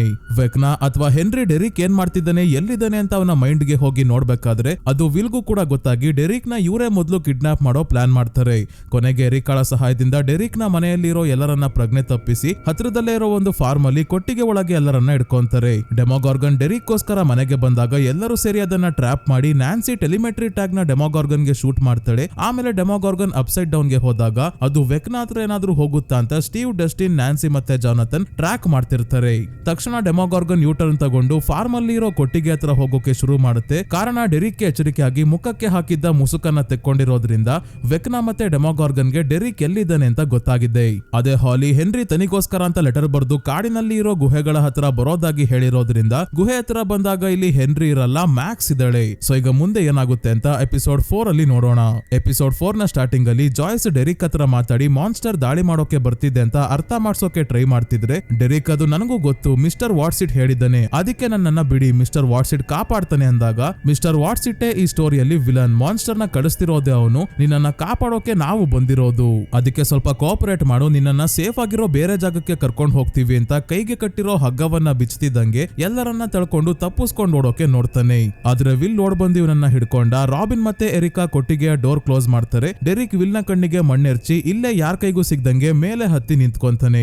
ಸರಿಯಾದ ಸಮಯಕ್ಕೆ ಡೆಮೋಗಾರ್ಗನ್ ಕೂಡ ಬಂತು. ಜಾಯ್ಸ್ ಕೊಡಲಿ ಎತ್ಕೊಂಡು ಡೆಮೋಗಾರ್ಗನ್ ಕಡೆ ಒಂದೇ ಸಮ ಬೀಸ್ತಾ ಇದ್ದಾಳೆ. ಅದೇ ವಿಲ್ ಗೆ ಮತ್ತೆ ವಿಷನ್ ಕಾಣಿಸ್ತಿದೆ. ಡೆಮೋಗಾರ್ಗನ್ ಏನ್ ನೋಡ್ತಿದ್ಯೋ ಅದನ್ನ ನೋಡ್ತಾ ಇದ್ದಾನೆ ವಿಲ್. ಜಾಯ್ಸ್ ನ ಕೊಡಲಿಂದ ತಪ್ಪಿಸ್ಕೊಳ್ಳೋಕೆ ಡೆಮೋಗಾರ್ಗನ್ ಹಾಗೆ ಕೊಟ್ಟಿಗೆಯಿಂದ ಹೊರಗೆ ಹೋದಾಗ ಸ್ಟೀವ್ ಬಂದು ಇದನ್ನ ಕಾರಲ್ಲಿ ಹಾರಿಸ್ಕೊಂಡು ಹೋಗ್ತಾನೆ. ಡೆಮೋಗಾರ್ಗನ್ ಇಲ್ಲೇ ಅಪ್ಸೈಡ್ ಡೌನ್ ಗೆ ಹೋಗೋ ದ್ವಾರವನ್ನ ಓಪನ್ ಮಾಡ್ಕೊಂಡು ಹೋದಾಗ ಅದನ್ನ ಟ್ರ್ಯಾಕ್ ಮಾಡೋಕೆ ನಾವು ಕೂಡ ಅಪ್ಸೈಡ್ ಡೌನ್ ಗೆ ಹೋಗೋಣ ಅಂತ ಹೇಳಿ ಸ್ಟೀವ್ ಆ ದ್ವಾರ ಕ್ಲೋಸ್ ಆಗೋಷ್ಟರಲ್ಲಿ ಕಾರ್ನ ಅಪ್ಸೈಡ್ ಡೌನ್ ಗೆ ತಗೊಂಡ್ ಬರ್ತಾನೆ. ಇಲ್ಲಿ ಡೆಮೋಗಾರ್ಗನ್ ತುಂಬಾನೇ ವೇಗವಾಗಿ ಹೋಗ್ತಿರೋದ್ರಿಂದ ಇವರು ಕೂಡ ಸ್ಪೀಡ್ ಆಗಿ ಫಾಲೋ ಮಾಡ್ಕೊಂಡು ಹೋಗಿ ಮುಂದೆನೆ ಇರೋ ಆರ್ಗ್ಯಾನಿಕ್ ಸಬ್ಸ್ಟೆನ್ಸ್ ಇಂದ ಆಗಿರೋ ಗೋಡೆನ ನೋಡದೆ ಕಾರ್ ಕ್ರಾಶ್ ಆಗುತ್ತೆ. ಅದೇ ವಿಲ್ ಗೆ ಡೆಮೋಗಾರ್ಗನ್ ಅಪ್ಸೈಡ್ ಡೌನ್ ಅಲ್ಲಿ ಓಡ್ತಿರೋದು ಕಾಣಿಸ್ತಿದೆ. ಅಷ್ಟೇ ಅಲ್ಲ, ಈಗ ವೆಕ್ನಾ ಕಿಡ್ನಾಪ್ ಮಾಡಿರೋ ಮಕ್ಕಳನ್ನೆಲ್ಲ ಎಲ್ಲಿಟ್ಟಿದ್ದಾನೆ, ಏನ್ ಮಾಡ್ತಿದ್ದಾನೆ ಅನ್ನೋದು ಕೂಡ ಕಾಣಿಸುತ್ತೆ. ಸೇಮ್ ಇವನನ್ನ ಮೊದಲನೇ ಸೀಸನ್ ನಲ್ಲಿ ಹೇಗೆ ಬಾಯಿಗೆ ಟೆಂಟಕಲ್ ಕನೆಕ್ಟ್ ಮಾಡಿ ಇಟ್ಟಿದ್ನೋ ಅದೇ ರೀತಿ ಈ ಮಕ್ಕಳ ಬಾಯಿಗೆ ಟೆಂಟಕಲ್ ಕನೆಕ್ಟ್ ಮಾಡಿದ್ದಾನೆ. ಅಂದ್ರೆ ಇವನು ಹಾಲಿನ ಕಿಡ್ನಾಪ್ ಮಾಡಿ ಆದ್ಮೇಲೆ ಬೇರೆ ಮಕ್ಕಳನ್ನ ಕೂಡ ಕಿಡ್ನಾಪ್ ಮಾಡಿದ್ದಾನೆ. ಇವರಲ್ಲಿ ಒಬ್ಳು ಹಾಲಿ ಕೂಡ ಇರೋದು ನೋಡಿದ್ರೆ ಹೆನ್ರಿ ಹಾಲಿನ ಕಿಡ್ನಾಪ್ ಮಾಡಿ ಆದ್ಮೇಲೆ ಬೇರೆ ಮಕ್ಕಳನ್ನ ಕೂಡ ಕಿಡ್ನಾಪ್ ಮಾಡಿದ್ದಾನೆ. ಇಲ್ಲಿರೋದು ಹಾಲಿ, ಆದ್ರೆ ಹೆನ್ರಿಯ ಮನೆಯಲ್ಲಿರೋದು ಯಾರು ಅಂದ್ರೆ ಹಾಲಿನೇ ವೆಕ್ನಾನ ಮೈಂಡ್ ಅಲ್ಲಿ ಇರೋದು. ಹೇಗೆ ಅಂತ ಮುಂದೆ ಹೇಳ್ತೀನಿ. ವಿಲ್ ಎಚ್ಚರಗೊಂಡು ಏನ್ ನೋಡಿದ್ನೋ ಅದನ್ನ ಗೋಡೆ ಮೇಲೆ ಪೇಂಟ್ ಮಾಡಿದಾಗ ವೆಕ್ನಾ ಮಕ್ಕಳನ್ನ ಬಂಧಿಸಿ ಇಟ್ಟಿರೋ ಜಾಗ ಹೇಗಿದೆ ಅಂತ ಎಲ್ಲರೂ ನೋಡ್ತಾರೆ. ಮತ್ತೆ ಮಕ್ಕಳ ಬಾಯಿಗೆ ಟೆಂಟಕಲ್ಸ್ ನ ಕನೆಕ್ಟ್ ಮಾಡಿ ವೆಕ್ನಾ ಏನೋ ಮಾಡ್ತಿದ್ದಾನೆ, ಏನು ಅಂತ ಗೊತ್ತಾಗ್ತಿಲ್ಲ. ಹಾಲಿ ಒಬ್ಳೆ ಅಲ್ಲ, ಹಾಲಿ ಜೊತೆ ಇನ್ನ 3 ಜನ ಮಕ್ಕಳನ್ನ ಅವನು ಕಿಡ್ನಾಪ್ ಮಾಡಿದ್ದಾನೆ. ವಿಲ್ ಹೇಳ್ತಾನೆ, ಹಾಲಿ ಮತ್ತೆ ಡೆರಿಕ್ ನ ಮೈಂಡ್ ಒಳಗೆ ವೆಕ್ನಾ ಇದ್ದಾಗ ನಾನು ಅವರಿಬ್ಬರ ಹತ್ರನೇ ಇದ್ದೆ, ಹಾಗಾಗಿ ವೆಕ್ನಾ ಅವರಿಗೆ ಟಾರ್ಗೆಟ್ ಮಾಡ್ತಿದ್ದಾನೆ ಅಂತ ಗೊತ್ತಾಯ್ತು. ಮೋಸ್ಟ್ಲಿ ಬೇರೆ ಮಕ್ಕಳು ನನ್ನಿಂದ ದೂರ ಇದ್ದಾಗ ಕಿಡ್ನಾಪ್ ಮಾಡಿದ್ದಾನೆ, ಹಾಗಾಗಿ ಗೊತ್ತಾಗಿಲ್ಲ ಅಂತ ಹೇಳ್ತಾನೆ ವಿಲ್. ಇದಕ್ಕೆ ರಾಬಿನ್, ಮೋಸ್ಟ್ಲಿ ನೀನು ಹೈವ್ ಮೈಂಡ್ ನ ಮುಖ್ಯವಾಗಿರೋ ಭಾಗವನ್ನ ನೋಡಿದ್ಯಾ ಅಂತ ಕಾಣುತ್ತೆ. ವೆಕ್ನಾ ಈ ಸರ್ಕಲ್ ನ ರೀತಿ ಕಾಣ್ತಿರೋ ಸ್ಪೈರ್ಸ್ ಗೆ ಮಕ್ಕಳನ್ನ ಬಂಧಿಸಿದಾನೆ. ಅಂದ್ರೆ ಟೋಟಲ್ 12 ಸ್ಪೈರ್ಸ್ ಇದೆ. ಕೇವಲ 4 ಮಕ್ಕಳನ್ನ ವಿಲ್ ನೋಡಿರೋದು ಅಂದ್ರೆ ಇನ್ನ 8 ಮಕ್ಕಳನ್ನ ಕಿಡ್ನಾಪ್ ಮಾಡಬಹುದೇನೋ ಅಂತ ಹೇಳ್ತಾಳೆ. ಯಾಕೆ ಮಕ್ಕಳನ್ನೇ ಮಾತ್ರ ಕಿಡ್ನಾಪ್ ಮಾಡ್ತಿದ್ದಾನೆ, ಕೇವಲ 12 ಮಕ್ಕಳು ಮಾತ್ರ ಯಾಕೆ ಅಂತ ಇವ್ರಿಗೂ ಗೊತ್ತಾಗ್ತಿಲ್ಲ. ಇದಕ್ಕೆ ತುಂಬಾನೇ ಥಿಯರೀಸ್ ಇದೆ ಸ್ನೇಹಿತರೆ. 12 ಮಕ್ಕಳು 12 ಗಂಟೆ ಗಡಿಯಾರದಲ್ಲಿರೋ ಸಮಯವನ್ನ ಸೂಚಿಸುತ್ತೆ. ಈ ಸ್ಪೈರ್ಸ್ ಎಲ್ಲ ಒಂದು ಮಷೀನ್ ನ ರೀತಿ. ಈ ಮಷೀನ್ ನ ಸಹಾಯದಿಂದ ಅಪ್ಸೈಡ್ ಡೌನ್ ಇಂದ ನಮ್ಮ ಜಗತ್ತಿಗೆ ವರ್ಮ್ ಹೋಲ್ ನ ಸೃಷ್ಟಿ ಮಾಡಿ ಮೈಂಡ್ ಫ್ಲೇಯರ್ ಮತ್ತೆ ಬೇರೆ ಮಾನ್ಸ್ಟರ್ಸ್ ಎಲ್ಲ ಬರೋ ಪ್ಲಾನ್ ಮಾಡ್ತಿರ್ಬೋದು ಅನ್ನೋ ತುಂಬಾನೇ ಥಿಯರೀಸ್ ಇದೆ. ನಿಜ ಏನು ಅಂತ ಇನ್ನೇನು ಮುಂದಿನ ಎಪಿಸೋಡ್ಸ್ ರಿಲೀಸ್ ಆಗುತ್ತಲ್ಲ ಆಗ ಗೊತ್ತಾಗುತ್ತೆ. ಇವರು ಮಾತಾಡ್ಕೊಳ್ಳೋದೇನಂದ್ರೆ ವೆಕ್ನಾ ಇನ್ನಷ್ಟು ಜನ ಮಕ್ಕಳನ್ನ ಕಿಡ್ನಾಪ್ ಮಾಡೋಷ್ಟರಲ್ಲಿ ಅವರನ್ನ ಪತ್ತೆ ಹಚ್ಚಿ ಸೇಫ್ ಆಗಿರೋ ಜಾಗಕ್ಕೆ ಕರ್ಕೊಂಡು ಹೋಗ್ಬೇಕು ಅಂತ. ಆದ್ರೆ ಗಾಬರಿಯಾಗಿ ಬಂದ ಮೈಕ್ ಮತ್ತೆ ಲೂಕಸ್, ನಾವು ಸೋಲ್ಜರ್ಸ್ ಮಕ್ಕಳನ್ನ ಬಸ್ಗೆ ಹತ್ತಿಸ್ಕೊಂಡು ಮ್ಯಾಗ್ಸಿ ಅಂದ್ರೆ ಮಿಲಿಟರಿ ಆಕ್ಸೆಸ್ ಕಂಟ್ರೋಲ್ ಝೋನ್ ಗೆ ಕರ್ಕೊಂಡು ಹೋಗ್ತಿರೋದನ್ನ ನೋಡಿದ್ವಿ ಅಂತ ಹೇಳ್ತಾರೆ. ಯಾಕೆ ಕರ್ಕೊಂಡು ಹೋಗ್ತಿದ್ದಾರೆ ಅಂದ್ರೆ ಮಕ್ಕಳನ್ನ ವೆಕ್ನಾ ಅಲ್ಲ 11 ಕಿಡ್ನಾಪ್ ಮಾಡ್ತಿರೋದು ಅಂತ ಡಾಕ್ಟರ್ ಕೆ ಮತ್ತೆ ಸೋಲ್ಜರ್ಸ್ ಎಲ್ಲ ಅನ್ಕೊಂಡಿದಾರಲ್ಲ. ಹಾಗಾಗಿ ಕಿಡ್ನಾಪ್ ಆಗಿರೋರೆಲ್ಲ 9 ರಿಂದ 10 ವರ್ಷ ವಯಸ್ಸಿನ ಮಕ್ಕಳು. ಹಾಗಾಗಿ ಹಾಕಿನ್ಸ್ ಅಲ್ಲಿ ಇರೋ ಈ ವಯಸ್ಸಿನ 73 ಜನ ಮಕ್ಕಳನ್ನ ಮ್ಯಾಗ್ಸಿಗೆ ಕರ್ಕೊಂಡ್ ಬರ್ತಿದ್ದಾರೆ. ಮತ್ತೆ 11 ಮಕ್ಕಳನ್ನ ಕಿಡ್ನಾಪ್ ಮಾಡೋಕೆ ಬಂದ್ರೆ ಅವಳನ್ನ ಹಿಡ್ಕೋಬಹುದು ಅಂತ ಪ್ಲಾನ್ ಇವ್ರದ್ದು. ಅಂದ್ರೆ ಮಕ್ಕಳನ್ನ ಕಾಪಾಡೋಕಲ್ಲ ಕರ್ಕೊಂಡ್ ಬಂದಿರೋದು, 11 ನ ಟ್ರಾಪ್ ಮಾಡೋಕೆ ಇವರನ್ನ ಬಳಸ್ಕೊಂತ ಇದ್ದಾರೆ ಅಷ್ಟೇ. ಮಕ್ಕಳನ್ನೆಲ್ಲ ಮ್ಯಾಗ್ಸಿಯಲ್ಲಿ ಇರೋ ಬ್ಯಾರಾಕ್ ಗಳಿಗೆ ಕರ್ಕೊಂಡು ಹೋಗ್ತಿರೋದನ್ನ ಎರಿಕಾ ನೋಡಿ ಬೇರೆಯವ್ರಿಗೆಲ್ಲ ವಿಷಯ ತಿಳಿಸಿದಾಗ ಮ್ಯಾಪ್ ಅಲ್ಲಿ ಈ ಬ್ಯಾರಾಕ್ ಗಳ ಕೆಳಗೆ ಸುರಂಗ ಏನಾದ್ರೂ ಹೋಗುತ್ತಾ ಅಂತ ಚೆಕ್ ಮಾಡ್ತಾರೆ. ಹೇಗೋ ಒಂದು ಸುರಂಗ ಬ್ಯಾರಾಕ್ ನ ಕೆಳಗೆನೆ ಹೋಗುತ್ತೆ. ಆದ್ರೆ ಸಮಸ್ಯೆ ಏನಂದ್ರೆ ಸುರಂಗದ ಒಳಗಿಂದ ಬ್ಯಾರಾಕ್ ನ ಕೆಳಗೆ ಹೋಗಿ ಅಲ್ಲಿಂದ ಮೇಲೆ ಗುಂಡಿ ತೆಕ್ಕೊಂಡು ಹೋಗ್ಬೇಕಾದ್ರೆ ಗಾರ್ಡ್ಸ್ ಏನಾದ್ರೂ ನೋಡಿದ್ರೆ ಕಷ್ಟ. ಹಾಗಾಗಿ ಏನ್ ಮಾಡೋದು ಅಂತ ಯೋಚನೆ ಮಾಡಿದಾಗ ದ ಗ್ರೇಟ್ ಎಸ್ಕೇಪ್ ಮೂವಿ ನೋಡಿರೋ ರಾಬಿನ್ ಗೆ ಒಂದು ಐಡಿಯಾ ಬರುತ್ತೆ. The great escape movie real ಸ್ಟೋರಿಯಿಂದ ಇನ್ಸ್ಪೈರ್ ಆಗಿ ಮಾಡಿರೋದು ಸ್ನೇಹಿತರೆ. 2ನೇ ವಿಶ್ವಯುದ್ಧದ ಸಮಯದಲ್ಲಿ ಜರ್ಮನ್ ಕ್ಯಾಂಪ್ ಅಲ್ಲಿ ಬಂದಿಯಾಗಿದ್ದ ಸೈನಿಕರು ಸುರಂಗಗಳನ್ನ ಅಗೆದು ಹೇಗೆಲ್ಲ ಎಸ್ಕೇಪ್ ಆಗ್ತಾರೆ ಅನ್ನೋ ಸ್ಟೋರಿನ ಮೂವಿಯಲ್ಲಿ ತೋರಿಸಿದ್ದಾರೆ. ಯಾವಾಗಾದ್ರೂ ಈ ಮೂವಿ ಬಗ್ಗೆ ವಿಡಿಯೋ ಮಾಡ್ತೀನಿ ಸ್ನೇಹಿತರೆ, ತುಂಬಾನೇ ಚೆನ್ನಾಗಿದೆ. ಸೊ ಇದೇ ರೀತಿ ಈಗ ರಾಬಿನ್ ಪ್ಲಾನ್ ಮಾಡ್ತಾಳೆ. ಮೂವಿಯಲ್ಲಿ ಸೈನಿಕರು ತಪ್ಪಿಸ್ಕೊಳ್ಳೋಕೆ 3 ಸುರಂಗಗಳನ್ನ ಅಗಿತಾರೆ. ಈ ಸುರಂಗಗಳಿಗೆ ಟಾಮ್, ಡಿಕ್ ಅಂಡ್ ಹ್ಯಾರಿ ಅಂತ ಹೆಸರಿಡ್ತಾರೆ. ಜರ್ಮನ್ ಸೈನಿಕರಿಗೆ ಅಥವಾ ಹಿಟ್ಲರ್ ಕಡೆಯವರಿಗೆ ಇದು ಗೊತ್ತಾಗಬಾರ್ದು ಅಂತ. ಇದರಲ್ಲಿ ಡಿಕ್ ಅನ್ನೋ ಸುರಂಗ ವಾಶ್ರೂಮ್ ಕೆಳಗೆ ಬರುತ್ತೆ. ಅದೇ ರೀತಿ ಬ್ಯಾರಾಕ್ ನ ವಾಶ್ರೂಮ್ ಅಲ್ಲಿ ಗುಂಡಿ ಅಗೆದು ಮಕ್ಕಳನ್ನ ಕರ್ಕೊಂಡ್ ಬಂದ್ರೆ ಯಾರ ಕೈಗೂ ಸಿಗಾಕೊಳ್ಳಲ್ಲ ಅಂತಾಳೆ ರಾಬಿನ್. ಇದಕ್ಕೂ ತುಂಬಾನೇ ಸಮಸ್ಯೆಗಳಿದೆ. ಏನಂದ್ರೆ ಬಾತ್ರೂಮ್ ಎಲ್ಲಿದೆ ಅಂತ ಹೇಗ್ ಗೊತ್ತಾಗುತ್ತೆ? ಅಷ್ಟೊಂದು ಜನ ಮಕ್ಕಳಲ್ಲಿ ವೆಕ್ನ ಯಾರನ್ನ ಟಾರ್ಗೆಟ್ ಮಾಡಿದ್ದಾನೆ ಅಂತ ಹೇಗೆ ಕಂಡಿಡಿಯೋದು? ಆಮೇಲೆ ಅವರನ್ನ ಮಾತ್ರ ವಾಶ್ರೂಮ್ ಗೆ ಕರ್ಕೊಂಡ್ ಬಂದು ನಂತರ ಮರಿಯ ಟ್ರಕ್ ಅಲ್ಲಿ ಹಾಕಿನ್ಸ್ ಇಂದ ಹೊರಗೆ ಕರ್ಕೊಂಡು ಹೋಗ್ಬೇಕು ಅಂದ್ರೆ ಇದು ಆಗದೆ ಇರೋ ಕೆಲಸ ಅಂತ ಎಲ್ಲರೂ ಮಾತಾಡ್ಕೋಬೇಕಾದ್ರೆ ಮೈಕ್ ಇದನ್ನಲ್ಲ ಹಿಂದಿನ ಎಪಿಸೋಡ್ ಅಲ್ಲೂ ಡೆಮಾಗಾರ್ಗನ್ ನ ಟ್ರಾಪ್ ಮಾಡೋಕೆ ಪ್ಲಾನ್ ಮಾಡಿದ್ದ. ಅದೇ ರೀತಿ ಈಗ ಮತ್ತೊಂದು ಮಾಸ್ಟರ್ ಪ್ಲಾನ್ ಮಾಡ್ತಾನೆ. ಏನಂದ್ರೆ ಮಿಲಿಟರಿ ಅವರು ಡೆರಿಕ್ ಒಬ್ಬನನ್ನ ಬಿಟ್ಟು ಬೇರೆ ಎಲ್ಲಾ ಮಕ್ಕಳನ್ನ ಕರ್ಕೊಂಡು ಹೋಗಿದ್ದಾರೆ. ನೆಕ್ಸ್ಟ್ ಇವನನ್ನ ಒಳಗೆ ಕಳ್ಸಿದ್ರೆ ಇವನು ಹೋಗಿ ಮಿಸ್ಟರ್ ವಾಟ್ಸಿಟ್ ಯಾರ್ಯಾರಿಗೆ ಗೊತ್ತು ಅವರನ್ನ ವಾಶ್ರೂಮ್ ಗೆ ಕರ್ಕೊಂಡ್ ಬರೋದು. ವಾಶ್ರೂಮ್ ಎಷ್ಟು ದೂರದಲ್ಲಿ ಯಾವ ಜಾಗದಲ್ಲಿ ಇದೆ ಅನ್ನೋ ಇನ್ಫಾರ್ಮೇಶನ್ ಕೂಡ ವಾಕಿ ಟಾಕಿ ಮುಖಾಂತರ ಡೆರಿಕ್ ಗೆ ಕೊಡ್ತಾನೆ ಅಂತ ಇವನನ್ನೇ ಮ್ಯಾಗ್ಸಿಗೆ ಕಳ್ಸೋಕೆ ಡಿಸೈಡ್ ಮಾಡ್ತಾರೆ. ಡೆರಿಕ್ ನ ಲಂಚ್ ಬಾಕ್ಸ್ ಅಲ್ಲಿ ವಾಕಿ ಟಾಕಿ ಇಟ್ಟು ಮ್ಯಾಗ್ಸಿ ಹತ್ರ ಕಳಿಸಿದಾಗ ಈ ಹುಡುಗ ಒಬ್ಬ ಹೇಗ್ ಉಳ್ಕೊಂಡ ಅನ್ಕೊಂಡು ಬ್ಯಾರಾಕ್ಗೆ ಕರ್ಕೊಂಡ್ ಬರ್ತಾರೆ. ಬರ್ತಿದಂಗೆ ವಾಶ್ರೂಮ್ ಎಲ್ಲಿದೆ, ಅರ್ಜೆಂಟ್ ಆಗಿದೆ ಅಂತ ಕೇಳ್ಕೊಂಡು ವಾಶ್ರೂಮ್ ಗೆ ಬಂದು ವಾಕಿ ಟಾಕಿಯಿಂದ ಜಾಯ್ಸ್ ಗೆ ಕಾಂಟ್ಯಾಕ್ಟ್ ಮಾಡ್ತಾನೆ. ಜಾಯ್ಸ್ ಮತ್ತೆ ಬೇರೆ ಎಲ್ಲರೂ ಮರಿಯಿಂದ ಕೆಲವೊಂದು ವಸ್ತುಗಳನ್ನ ತರಿಸ್ಕೊಂತಿದ್ದಾರೆ. ಕರೆಕ್ಟ್ ಆಗಿ ಬ್ಯಾರಾಕ್ ಕೆಳಗೆ ಹೋಗಿ ಗುಂಡಿ ತೆಗಿಬೇಕಲ್ಲ, ಅದಕ್ಕೆ ಮರಿ ಮಕ್ಕಳನ್ನ ಸೇಫ್ ಆಗಿ ಕರ್ಕೊಂಡು ಹೋಗೋಕೆ ಟ್ರಕ್ ಅಲ್ಲಿ ಜಾಗ ಕೂಡ ಮಾಡ್ಕೊಂಡಿದ್ದಾನೆ. ಡೆರಿಕ್ ಜಾಯ್ಸ್ ಗೆ ಬ್ಯಾರಾಕ್ ನ ಫ್ರಂಟ್ ಡೋರ್ ಇಂದ 45 ಹೆಜ್ಜೆ ಬಂದ್ರೆ ಬಾತ್ರೂಮ್ ಅಲ್ಲಿ ಇರೋ ಕೊನೆ ಕಮೋಡ್ ಸಿಗುತ್ತೆ ಅಂತ ಹೇಳಿ ಚೂಯಿಂಗ್ ಗಮ್ ನ ಸಹ ಔಟ್ ಆಫ್ ಆರ್ಡರ್ ಅಂತ ಬರ್ದಿರೋ ಪೇಪರ್ ನ ಡೋರ್ ಮೇಲೆ ಅಂಟಿಸ್ಬಿಟ್ಟು ಹೋಗ್ತಾನೆ. ಇಲ್ಲಿರೋ ಕಮೋಡ್ ವರ್ಕ್ ಆಗ್ತಿಲ್ಲ ಅನ್ಕೊಳ್ಳಿ ಅಂತ. ಮತ್ತೆ ಅವನು ಬೇರೆ ಮಕ್ಕಳನ್ನ ಮಾತಾಡಿಸಿ ಯಾರಿಗಾದ್ರೂ ಮಿಸ್ಟರ್ ವಾಟ್ಸಿಟ್ ಗೊತ್ತಾ ಅಂತ ತಿಳ್ಕೊಂತಿದ್ದಾನೆ. ಅದೇ ಅಪ್ಸೈಡ್ ಡೌನ್ ಅಲ್ಲಿ 11 ಮತ್ತೆ ಜಿಮ್ ಮಿಲಿಟರಿ ಬೇಸ್ ಮತ್ತೆ ಲ್ಯಾಬ್ ಇರೋ ಜಾಗಕ್ಕೆ ಬಂದಿದ್ದಾರೆ. ಯಾಕಂದ್ರೆ ಹಿಂದಿನ ಎಪಿಸೋಡ್ ಅಲ್ಲಿ ಲೆಫ್ಟಿನೆಂಟ್ ಏಕರ್ಸ್ ನ ಇಟ್ಕೊಂಡು 11 ಅವನ ಮೈಂಡ್ ಒಳಗೆ ಹೋಗಿ ಲ್ಯಾಬ್ ಅಲ್ಲಿ ಏನಾಗ್ತಿದೆ ಅಂತ ನೋಡಿದಾಗ ಒಂದು ಲಾಕರ್ ನ ರೀತಿ ರೂಮ್ ಒಳಗೆ ತನ್ನ ರೀತಿನೇ ಪವರ್ಸ್ ಇರೋ ಯಾರನ್ನೋ ಬಂಧಿಸಿಟ್ಟಿದ್ದಾರೆ ಅಂತ ಗೊತ್ತಾಗಿದೆ. 11 ಗೆ ಅನಿಸ್ತಿದೆ ಅವನು ವೆಕ್ನಾನೇ ಇರ್ಬೋದು ಅಂತ. ಹಾಗಾಗಿ ಚೆಕ್ ಮಾಡೋಕೆ ಬಂದಿದ್ದಾರೆ. ವೆಕ್ನಾ ಇದನ್ನ ಅಥವಾ ಬೇರೆ ಯಾರಾದ್ರೂ ಇದಾರ ಅಂತ ಕೊನೆಯಲ್ಲಿ ಗೊತ್ತಾಗುತ್ತೆ. ಆದ್ರೆ ಇಷ್ಟೊಂದು ಟೈಟ್ ಸೆಕ್ಯೂರಿಟಿ ಇರೋ ಬೇಸ್ ಒಳಗೆ ಹೇಗೆ ನುಗ್ಗೋದು ಅಂತ ಇಬ್ರು ಪ್ಲಾನ್ ಮಾಡ್ತಿದ್ದಾಗ 11 ಫೆನ್ಸ್ ನ ಜಂಪ್ ಮಾಡಿ ಒಳಗೆ ಹೋಗ್ತೀನಿ ಅಂತೇಳಿ. ಆದ್ರೆ ಬಿಲ್ಡಿಂಗ್ ಗಳ ಮೇಲೆ ಮೆಟಲ್ ಪ್ಲೇಟ್ ಇರೋದ್ರಿಂದ ಇವಳು ಜಂಪ್ ಮಾಡಿದಾಗ ಶಬ್ದ ಆಗುತ್ತೆ. ಇದಕ್ಕೂ ಸೊಲ್ಯೂಷನ್ 11 ಹತ್ರ ಇದೆ. ಇಲ್ಲಿ ಕಂಟಿನ್ಯೂಸ್ ಆಗಿ ಮಿಂಚು ಗುಡುಗು ಬರ್ತಾನೆ ಇದೆ. ಮಿಂಚು ಬಂದು ಸರಿಯಾಗಿ 7 ಸೆಕೆಂಡ್ ಸಮಯ ಬೇಕು ಗುಡುಗಿನ ಶಬ್ದ ಇವರಿಗೆ ಕೇಳಿಸೋಕೆ. ಅಂದ್ರೆ ಸೌಂಡ್ ಗಿಂತ ಲೈಟ್ ಸ್ಪೀಡ್ ಆಗಿ ಟ್ರಾವೆಲ್ ಆಗೋದಲ್ವಾ. ಕರೆಕ್ಟ್ ಆಗಿ ಗುಡುಗು ಬರೋದಕ್ಕೂ ಇವಳು ಜಂಪ್ ಮಾಡಿ ಲ್ಯಾಂಡ್ ಆಗೋಕ್ಕೂ ಒಂದೇ. ಆದ್ರೆ ಶಬ್ದ ಗೊತ್ತಾಗಲ್ಲ ಅಂತ 11 ಹೇಳಿದಾಗ ಡಸ್ಟಿನ್ ವಾಕಿ ಟಾಕಿ ಮುಖಾಂತರ ಇವರನ್ನ ಕಾಂಟ್ಯಾಕ್ಟ್ ಮಾಡ್ತಾನೆ. ನಾವು ಡೆಮಾಗಾರ್ಗನ್ ನ ಟ್ರ್ಯಾಕ್ ಮಾಡೋಕೆ ಬಂದು ಅಪ್ಸೈಡ್ ಡೌನ್ ನ ಸ್ಮಶಾನದ ಹತ್ರ ಯಾವ್ದೋ ದೊಡ್ಡ ಗೋಡೆ ಇದೆ, ಅದಕ್ಕೆ ಕಾರ್ ಕ್ರಾಶ್ ಆಯ್ತು, ಪುಣ್ಯಕ್ಕೆ ನಾವೆಲ್ಲ ಬದುಕಿದ್ದೀವಿ, ಸ್ವಲ್ಪ 11 ನ ಕರ್ಕೊಂಡ್ ಬನ್ನಿ, ಕಾರ್ ತಗ್ಲಾಕೊಂಡಿದೆ ತೆಗಿಬೇಕು ಅಂತ ಜಿಮ್ ಗೆ ಹೇಳಿದಾಗ ಏನು ನಿಮ್ಗೂ ಗೋಡೆ ಸಿಕ್ತಾ? ನಾವು ಅಪ್ಸೈಡ್ ಡೌನ್ ಹಾಕಿನ್ಸ್ ನ ಇನ್ನೊಂದು ದಿಕ್ಕಿನಲ್ಲಿ ಇದೀವಿ, ಇಬ್ರಿಗೂ ಗೋಡೆ ಸಿಕ್ಕಿದೆ ಅಂದ್ರೆ ಕತೆ ಬೇರೆನೆ ಇದೆ. ಹಾಲಿ ಕೂಡ ಗೋಡೆ ಹಿಂದೆನೆ ಇದ್ದಾಳೆ ಅಂತ ನಮಗೆ ಡೌಟ್ ಇದೆ, ಸ್ವಲ್ಪ ನೀವು ಅಲ್ಲೇ ವೇಟ್ ಮಾಡಿ, ನಮಗೆ ಇಂಪಾರ್ಟೆಂಟ್ ಕೆಲಸ ಇದೆ ಅಂತ ಜಿಮ್ ಹೇಳಿ 11 ನ ಕರ್ಕೊಂಡು ಲ್ಯಾಬ್ ಒಳಗೆ ನುಗ್ಗೋಕೆ ಹೊಡ್ತಾನೆ. 11 ಫೆನ್ಸ್ ಹೊರಗೆ ನಿಂತ್ಕೊಂಡು ಮಿಂಚು ಬರ್ತಿದ್ದಂಗೆ ಓಡ್ತಾಳೆ. ಕರೆಕ್ಟ್ ಆಗಿ 7 ಸೆಕೆಂಡ್ಸ್ ಗೆ ಗುಡುಗು ಬರ್ತಿದ್ದಂಗೆ ಇವಳು ಲ್ಯಾಂಡ್ ಆಗ್ತಾಳೆ. ಹಾಗಾಗಿ ಶಬ್ದ ಯಾರಿಗೂ ಕೇಳಿಸಲ್ಲ. ಇಲ್ಲಿಂದ ಟವರ್ ಮೇಲೆ ಇರೋ ಗಾರ್ಡ್ ಹತ್ರ ಜಂಪ್ ಮಾಡೋಕೆ ಹೋದಾಗ ಸೌಂಡ್ ಆಗೋಯ್ತು. ಈ ಗಾರ್ಡ್ ಬೇರೆಯವ್ರನ್ನ ಅಲರ್ಟ್ ಮಾಡೋಷ್ಟ್ರಲ್ಲಿ ತನ್ನ ಪವರ್ಸ್ ಇಂದ ಇವನ ಕತ್ತನ್ನ ಮುರಿದಾಕಿ ಕೆಳಗೆ ಬೀಳಿಸ್ತಾಳೆ 11. ಇವನ ಆಕ್ಸೆಸ್ ಕಾರ್ಡ್ ನ ಎತ್ಕೊಂಡು ಗೇಟ್ ಓಪನ್ ಮಾಡಿ ಜಿಮ್ ನ ಒಳಗೆ ಕರ್ಕೊಂತಾಳೆ. ಅದೇ ಡಸ್ಟಿನ್ ಆಲ್ಜಿಬ್ರಾ ಎಲ್ಲ ಬಳಸಿ ಆರ್ಗ್ಯಾನಿಕ್ ಸಬ್ಸ್ಟೆನ್ಸ್ ಇರೋ ಗೋಡೆ ಹಾಕಿನ್ಸ್ ನ ಸುತ್ತ ಸರ್ಕಲ್ ಅಲ್ಲಿ ಇದೆ ಅನ್ನೋದನ್ನ ಜಾನಥನ್, ನ್ಯಾನ್ಸಿ ಮತ್ತೆ ಸ್ಟೀವ್ ಗೆ ಅರ್ಥ ಮಾಡಿಸ್ತಾನೆ. ಮ್ಯಾಪ್ ಮೇಲೆ ಈ ಸರ್ಕಲ್ ನ ಮಾರ್ಕ್ ಮಾಡಿ ಈ ಸರ್ಕಲ್ ನ ಸೆಂಟರ್ ಪಾಯಿಂಟ್ ಯಾವುದು, ಯಾವ ಜಾಗ ಬರುತ್ತೆ ಅಂತ ನೋಡಿದ್ರೆ ಅಲ್ಲಿ ಹಾಕಿನ್ಸ್ ಲ್ಯಾಬ್ ಇದೆ. ಹಾಗಾಗಿ ಇಲ್ಲೇ ಸುಮ್ನೆ ಕುತ್ಕೊಂಡ್ರೆ ಆಗಲ್ಲ, ಲ್ಯಾಬ್ ಹತ್ರ ಹೋಗಿ ಏನಕ್ಕೆ ಅದೇ ಸೆಂಟರ್ ಅಲ್ಲಿ ಇದೆ ಅಂತ ನೋಡ್ಬೇಕು ಅಂತ ಹೇಳ್ತಾನೆ ಡಸ್ಟಿನ್. ನನಗನ್ಸೋ ಪ್ರಕಾರ ಈ ಸರ್ಕಲ್ ಅಲ್ಲಿ ಇರೋ ಗೋಡೆನೇ ಲಾಸ್ಟ್, ಅದಾದ್ಮೇಲೆ ಅಪ್ಸೈಡ್ ಡೌನ್ ಇಲ್ಲ. ಈ ಗೋಡೆನ ದಾಟಿ ಹೋದ್ಮೇಲೆ ಡೈಮೆನ್ಷನ್ ಎಕ್ಸ್ ಗೆ ಹೋಗ್ಬೋದು ಅನ್ಸುತ್ತೆ, ಅಲ್ಲೇ ವೆಕ್ನಾ ಕೂಡ ಇರ್ಬೋದು. ಅವನು ಕಿಡ್ನಾಪ್ ಮಾಡಿರೋ ಮಕ್ಕಳು ಕೂಡ ಅಲ್ಲೇ ಇರ್ಬೋದು. ನೋಡೋಣ ಮುಂದಿನ ಎಪಿಸೋಡ್ಸ್ ಅಲ್ಲಿ ಏನಾಗುತ್ತೆ. ಡೈಮೆನ್ಷನ್ ಎಕ್ಸ್ ಏನು ಅಂತ ಈ ವಿಡಿಯೋಲ್ಲೇ ಹೇಳ್ತೀನಿ ಸ್ನೇಹಿತರೆ. ಇನ್ನೊಂದ್ ಕಡೆ ಹಾಲಿ ಹತ್ರ ಮ್ಯಾಕ್ಸ್ ಬಂದಿದ್ಲಲ್ಲ, ಹಾಲಿಗೆ ಕನ್ಫ್ಯೂಸ್ ಆಗಿರೋದೇನಂದ್ರೆ ಇವಳು ಕೋಮಾ ಅಲ್ಲಿ ಇದ್ದಾಳೆ, ಇಲ್ಲಿಗೆ ಹೇಗ್ ಬಂದ್ಲು ಅಂತ. ಇದನ್ನ ಅರ್ಥ ಮಾಡ್ಸೋಕೆ ಹಾಲಿನ ಮ್ಯಾಕ್ಸ್ ಗುಹೆ ಹತ್ರ ಕರ್ಕೊಂಡ್ ಬರ್ಬೇಕಾದ್ರೆ ನಮ್ಗೆ ಗೊತ್ತಾಗುತ್ತೆ ಹಿಂದಿನ ಎಪಿಸೋಡ್ ಅಲ್ಲಿ ಕಾಡಿನಿಂದ ಯಾರೋ ಹಾಲಿನ ನೋಡ್ತಾ ಇರೋ ಹಾಗೆ ತೋರಿಸಿದ್ರಲ್ಲ, ಅದು ಬೇರೆ ಯಾರು ಅಲ್ಲ ಮ್ಯಾಕ್ಸೇ ಆಗಿದ್ಲು. ಹೆನ್ರಿಯ ಹೆಸರಲ್ಲಿ ಇವಳೆ ಲೆಟರ್ ಬರ್ದಿರೋದು ಇವಳನ್ನ ಗುಹೆ ಹತ್ರ ಕರ್ಸ್ಕೊಳೋಕೆ. ಮ್ಯಾಕ್ಸ್ ಗುಹೆ ಒಳಗೇನೆ ವಾಸವಾಗಿದ್ದಾಳೆ. ಆಗಿನ ಕಾಲದಲ್ಲಿ ಬದುಕ್ತಾ ಇದ್ದ ಆದಿಮಾನವರ ತರ, ಆದ್ರೆ ಈಗಿನ ಕಾಲದವ್ರ ತರ ಎಲ್ಲಾ ವಸ್ತುಗಳನ್ನ ಇಟ್ಕೊಂಡಿದ್ದಾಳೆ. ಹೆನ್ರಿ ಇಲ್ದೇ ಇರೋ ಟೈಮಲ್ಲಿ ಅವನ ಮನೆಯಿಂದ ಕೆಲವು ವಸ್ತು ಮತ್ತೆ ಹೆನ್ರಿಯ ನೆನಪಲ್ಲಿ ಇರೋ ಬೇರೆ ಬೇರೆ ಜಾಗಗಳಿಂದ ಎಲ್ಲೆಲ್ಲಿ ಏನೇನ್ ಸಿಗುತ್ತೋ ಎಲ್ಲವನ್ನ ಎತ್ಕೊಂಡ್ ಬಂದು ಇಟ್ಕೊಂಡಿದ್ದಾಳೆ. ಹೆನ್ರಿಯ ನೆನಪಲ್ಲಿ ಇರೋದು ಅಂತ ಯಾಕಂದೆ ಅಂದ್ರೆ ಇವರಿಬ್ರು ಕೂಡ ಸ್ನೇಹಿತರೆ ಹೆನ್ರಿ ಅಥವಾ ವೆಕ್ನಾನ ಮೈಂಡ್ ಸ್ಕೇಪ್ ಅಲ್ಲಿ ಇದ್ದಾರೆ. ಮ್ಯಾಕ್ಸ್ ಹಿಂದಿನ ಸೀಸನ್ ಅಲ್ಲಿ ಕೋಮಾಗೆ ಹೋದ್ಮೇಲೆ ಇಲ್ಲಿಗೆ ಬಂದಿರೋದು ಹಾಲಿನ ಡೆಮೋಗಾರ್ಗನ್ ಕಿಡ್ನಾಪ್ ಮಾಡಿ ವೆಕ್ನಾ ಹತ್ರ ಕರ್ಕೊಂಡ್ ಬಂದಾಗ ಅದೇ ವಿಲ್ ಪೇಂಟ್ ಮಾಡಿ ತೋರಿಸಿದ ಹಾಗೆ ಸ್ಪೈರ್ ಅಲ್ಲಿ ಇವಳನ್ನ ಬಂಧಿಸಿ ಬಾಯಿಗೆ ಟೆಂಟಕಲ್ ನ ಕನೆಕ್ಟ್ ಮಾಡಿರೋದ್ರಿಂದ ಹೆಚ್ಚು ಕಡಿಮೆ ಹಾಲಿ ಕೂಡ ಕೋಮಾ ಅಲ್ಲೇ ಇದ್ದಾಳೆ. ಫಿಸಿಕಲಿ ಅಲ್ಲಿದ್ದಾರೆ, ಆದ್ರೆ ಮೆಂಟಲಿ ವೆಕ್ನಾನ ಮೈಂಡ್ ಒಳಗೆ ಇದ್ದಾರೆ. ಸಿಂಪಲ್ ಆಗಿ ಹೇಳ್ಬೇಕು ಅಂದ್ರೆ ಮ್ಯಾಕ್ಸ್ ನ ದೇಹ ಹಾಸ್ಪಿಟಲ್ ಅಲ್ಲಿ, ಹಾಲಿಯ ದೇಹ ಅಪ್ಸೈಡ್ ಡೌನ್ ನ ಸ್ಪೈರ್ ಅಲ್ಲಿ ಇದೆ. ಇವರ ಆತ್ಮ ವೆಕ್ನಾನ ಮೈಂಡ್ ಅಲ್ಲಿ ಇದೆ ಅಂತ ಅನ್ಕೊಳ್ಳಿ, ಅರ್ಥ ಮಾಡ್ಕೊಳ್ಳೋಕೆ ಈಸಿ ಆಗುತ್ತೆ. ವೆಕ್ನಾ ಅಥವಾ ಹೆನ್ರಿಯ ಮೈಂಡ್ ಅಲ್ಲಿ ಏನೇನ್ ಹಳೆ ನೆನಪುಗಳಿದೆಯೋ ಅದೇ ರಿಯಲ್ ಪ್ರಪಂಚ ಅನ್ನೋ ಹಾಗೆ ಮ್ಯಾಕ್ಸ್ ಮತ್ತೆ ಹಾಲಿಗೆ ಕಾಣಿಸ್ತಾ ಇದೆ. ಹಾಗಾಗಿ ಇದನ್ನ ಮೈಂಡ್ ಸ್ಕೇಪ್ ಅಂತ ಕರೆಯೋದು. ಹಾಲಿಗೆ ಮ್ಯಾಕ್ಸ್ ಹೇಳೋವರೆಗೂ ಇವಳು ವೆಕ್ನಾನ ಮೈಂಡ್ ಅಲ್ಲಿ ಇರೋದು ಅಂತ ಗೊತ್ತೇ ಇರ್ಲಿಲ್ಲ. ಈಗ ಒಂದೊಂದೇ ಸತ್ಯ ಗೊತ್ತಾಗ್ತಿದೆ. ಮ್ಯಾಕ್ಸ್ ಹೇಳ್ತಾಳೆ ಈ ಜಗತ್ತು ನೋಡೋಕೆ ಸುಂದರವಾಗಿ ಕಾಣ್ತಿರ್ಬೋದು, ಆದ್ರೆ ಇದು ವೆಕ್ನಾನ ಜೈಲ್ ಆಗಿದೆ. ಅವನು ಸೃಷ್ಟಿಸಿರೋ ಜೈಲಲ್ಲಿ ನಾವೇ ಕೈದಿಗಳು. ಇದೆಲ್ಲ ಹೇಗೆ ಶುರು ಆಯ್ತು ಗೊತ್ತಾ ಅಂತ, ಮೊದ್ಲಿಂದ ಏನೆಲ್ಲ ಆಯ್ತು, ಹೇಗೆ ಹಿಂದಿನ ಸೀಸನ್ ಅಲ್ಲಿ ವೆಕ್ನಾ ಮ್ಯಾಕ್ಸ್ ನ ಕೂಡ ಸೇರಿ 4 ಜನರನ್ನ ಸಾಯಿಸಿ ಅಪ್ಸೈಡ್ ಡೌನ್ ಇಂದ ಹಾಕಿನ್ಸ್ ಗೆ ಡೋರ್ ನ ಓಪನ್ ಮಾಡಿದ್ದ ಅಂತೆಲ್ಲ ಡೀಟೇಲ್ ಆಗಿ ಹೇಳ್ತಾಳೆ.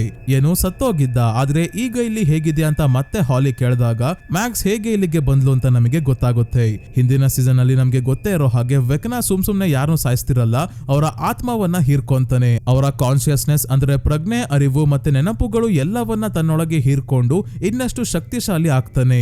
ಮ್ಯಾಕ್ಸ್ ನ ಮೈಂಡ್ ನ ಕೂಡ ಇದೇ ರೀತಿ ಹೀರ್ಕೋಬೇಕಾದ್ರೆ ಸರಿಯಾದ ಸಮಯಕ್ಕೆ 11 ಸ್ಟೀವ್, ನ್ಯಾನ್ಸಿ ಎಲ್ಲ ವೆಕ್ನಾ ಮೇಲೆ ದಾಳಿ ಮಾಡಿ ಅವನನ್ನ ತಡೆದಿದ್ರು. ಆದ್ರೆ ಅಷ್ಟೊತ್ತಿಗಾಗ್ಲೇ ಮ್ಯಾಕ್ಸ್ ಸಾವನ್ನಪ್ಪಿರ್ತಾಳೆ. 11 ತನ್ನ ಪವರ್ಸ್ ಇಂದ ಹೇಗೋ ಮ್ಯಾಕ್ಸ್ ನ ಹಾರ್ಟ್ ಬೀಟ್ ಆಗೋ ಹಾಗೆ ಮಾಡಿದ್ಲು, ಆದ್ರೆ ಇವಳಿಗೆ ಪ್ರಜ್ಞೆ ಬರೋ ಹಾಗೆ ಮಾಡೋಕಾಗ್ಲಿಲ್ಲ.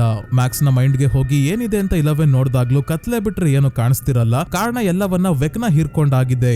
ಆಗ ಮ್ಯಾಕ್ಸ್ ವೆಕ್ನಾನ ಮೈಂಡ್ ಅಲ್ಲಿ ಮೈಂಡ್ ಸ್ಕೇಪ್ ಅಲ್ಲಿ ಟ್ರಾಪ್ ಆಗ್ತಾಳೆ. ಮೊದಲು ಎಚ್ಚರಿಕೆ ಆಗೋದು ಹಾಕಿನ್ಸ್ ಲ್ಯಾಬ್ ಅಲ್ಲಿ. ಹೆನ್ರಿ ಲ್ಯಾಬ್ ಅಲ್ಲಿ ಇದ್ದವ್ರನ್ನೆಲ್ಲ ಸಾಯಿಸಿದಾಗ 11 ಅವನನ್ನ ಅಪ್ಸೈಡ್ ಡೌನ್ ಗೆ ಕಳ್ಸಿರ್ತಾಳಲ್ಲ, ಆ ಸಮಯ ಇದು. ನಾವ್ ಅನ್ಕೊಂಡಂಗೆ ಅಪ್ಸೈಡ್ ಡೌನ್ ಗೆ ಅವನು ಹೋಗಿರಲ್ಲ ಸ್ನೇಹಿತರೆ, ಡೈಮೆನ್ಷನ್ ಎಕ್ಸ್ ಅನ್ನೋ ಒಂದು ಡೈಮೆನ್ಷನ್ ಗೆ ಹೋಗಿರ್ತಾನೆ. ಹೇಗೆ ಅಂತ ಮುಂದೆ ಹೇಳ್ತೀನಿ.